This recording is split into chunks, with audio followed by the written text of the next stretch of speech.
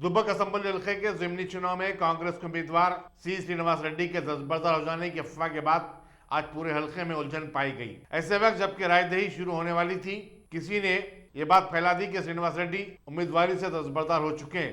किसी ने यह भी बता दिया कि वो कांग्रेस पार्टी छोड़ चुके हैं। इस अफवाह के बाद कांग्रेसी कारकुनों में बेचैनी और मायूसी फैल गई।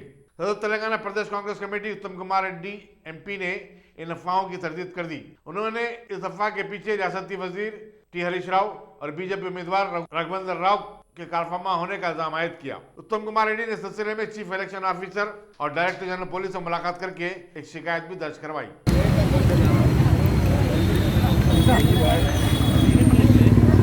सर, दुब्बक बाई इलेक्शंस में कांग्रेस कैंडिडेट के खिलाफ, कांग्रेस कैंडिडेट के अगेंस्ट में एक वीडियो रिलीज हुआ सोशल मीडिया में।